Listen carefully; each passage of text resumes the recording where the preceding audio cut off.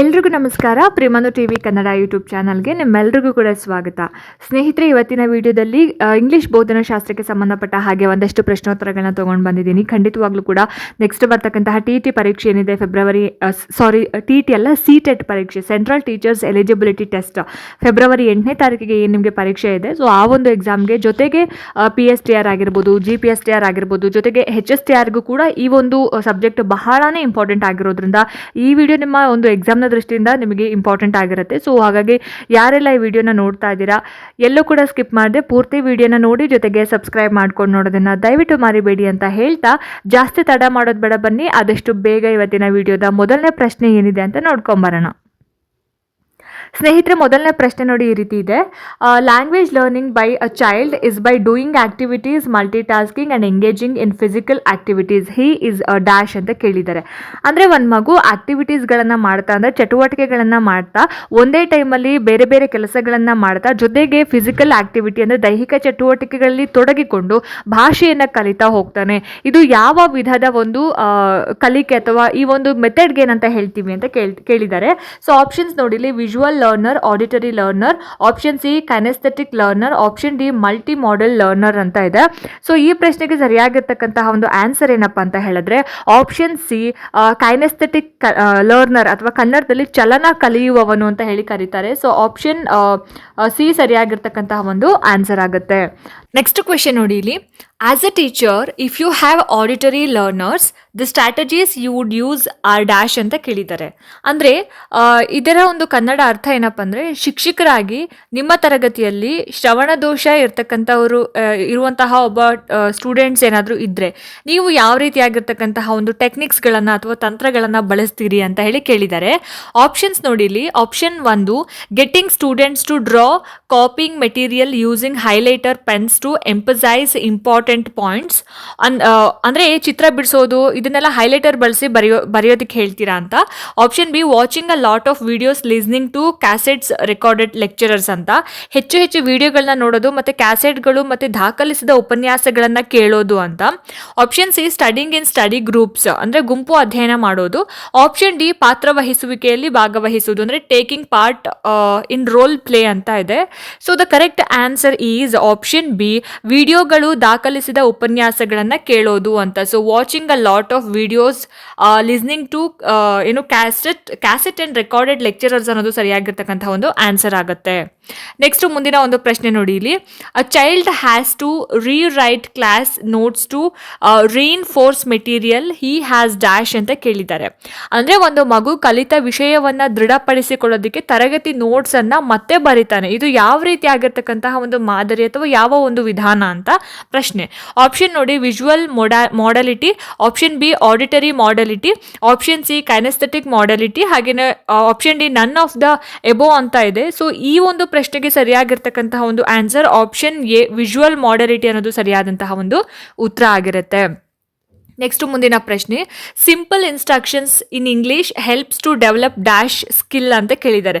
ಇಂಗ್ಲಿಷ್ನಲ್ಲಿ ಸರಳ ಸೂಚನೆಗಳು ಯಾವ ರೀತಿಯಂತಹ ಒಂದು ಕೌಶಲ್ಯವನ್ನು ಅಭಿವೃದ್ಧಿ ಪಡಿಸುತ್ತೆ ಅಂತ ಹೇಳ್ಬಿಟ್ಟು. ಸೊ ಆಪ್ಷನ್ಸ್ ನೋಡಿ: listening, option be speaking, option C reading, option D writing ಅಂತ ಇದೆ. ಸೊ ಇಲ್ಲಿಗೆ ಸರಿಯಾಗಿರ್ತಕ್ಕಂತಹ ಒಂದು ಆನ್ಸರ್ ಏನಿರಬಹುದು? ಎಸ್, ಆಪ್ಷನ್ ಎ ಕೇಳುವಿಕೆ ಅಥವಾ ಲಿಸನಿಂಗ್ ಅನ್ನೋದು ಸರಿಯಾಗಿರ್ತಕ್ಕಂತಹ ಒಂದು ಆನ್ಸರ್ ಆಗುತ್ತೆ. Simple instructions in English helps to develop listening skill ಅನ್ನೋದು ಸರಿಯಾದ ಒಂದು ಉತ್ತರ ಆಗುತ್ತೆ.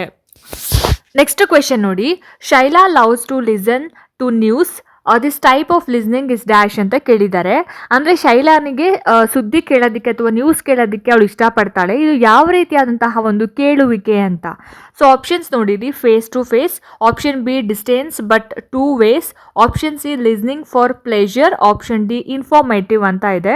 ಸೊ ಇದಕ್ಕೆ ಸರಿಯಾಗಿರ್ತಕ್ಕಂತಹ ಒಂದು ಉತ್ತರ ಏನಪ್ಪ ಅಂತ ಹೇಳಿದ್ರೆ, ಇದು ಮಾಹಿತಿಯನ್ನು ಪಡೆಯೋದಕ್ಕೆ ಕೇಳ್ತಕ್ಕಂತಹ ಒಂದು ಅಂಶ ಆಗಿರೋದ್ರಿಂದ ಆಪ್ಷನ್ ಡಿ ಇನ್ಫಾರ್ಮೇಟಿವ್ ಅನ್ನೋದು ಸರಿಯಾಗಿರ್ತಕ್ಕಂತಹ ಒಂದು ಉತ್ತರ ಆಗಿರುತ್ತೆ.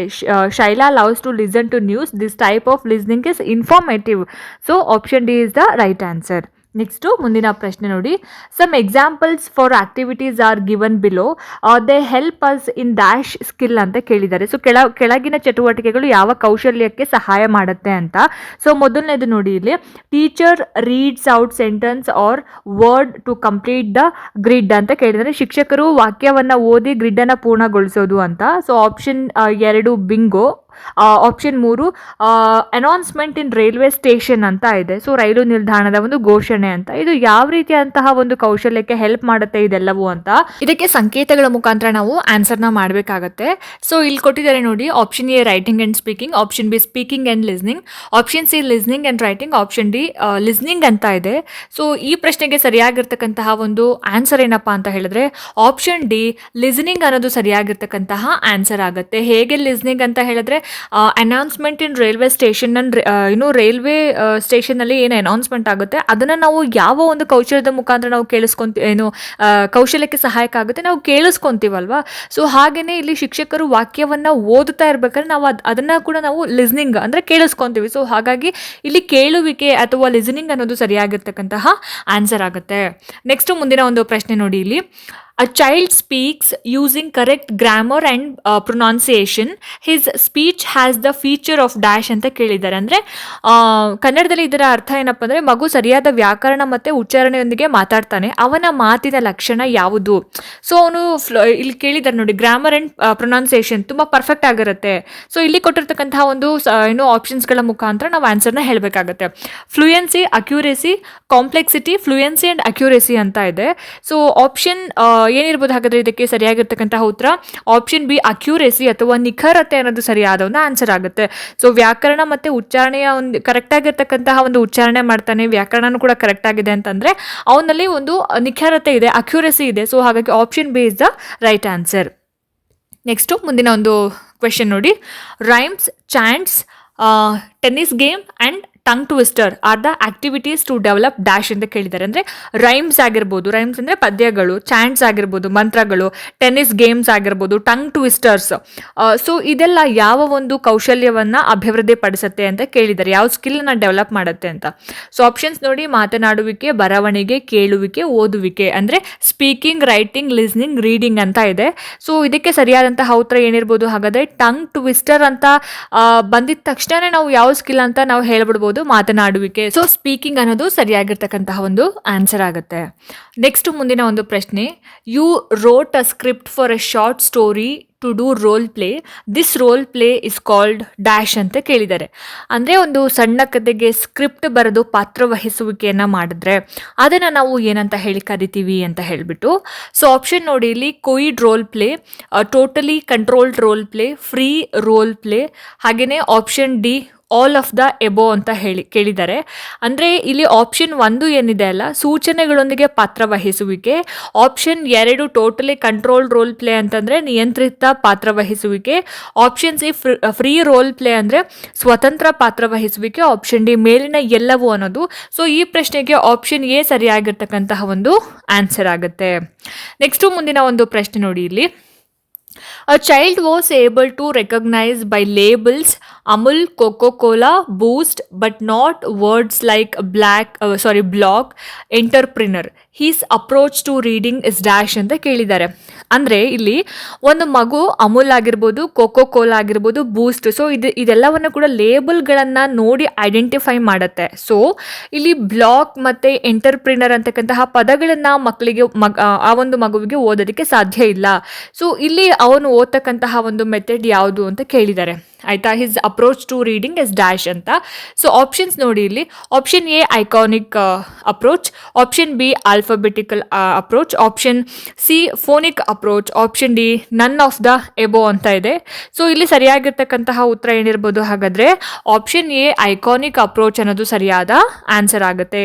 ಐಕಾನಿಕ್ ಅಂದರೆ ಒಂದು ಲೇಬಲನ್ನು ಅಥವಾ ಒಂದು ಪಿಕ್ಚರನ್ನು ನೋಡಿ ಐಡೆಂಟಿಫೈ ಮಾಡುತ್ತೆ ಹೊರತು ಲೆಟರ್ಸ್ಗಳನ್ನು ನೋಡಿ ಓದೋದಕ್ಕೆ ಸಾಧ್ಯ ಇಲ್ಲ. ಸೊ ಹಾಗಾಗಿ ಅಂತಹ ಒಂದು ಮೆಥಡನ್ನು ಐಕಾನಿಕ್ ಮೆಥಡ್ ಅಂತ ಹೇಳಿ ಕರೆಯುವಂಥದ್ದು. ನೆಕ್ಸ್ಟು ಮುಂದಿನ ಒಂದು ಪ್ರಶ್ನೆ ನೋಡಿ ಇಲ್ಲಿ, word based activities are dash ಅಂತ ಕೇಳಿದ್ದಾರೆ. ಅಂದರೆ ಪದ ಆಧಾರಿತ ಚಟುವಟಿಕೆಗಳು ಯಾವ್ಯಾವುದು ಅಂತ.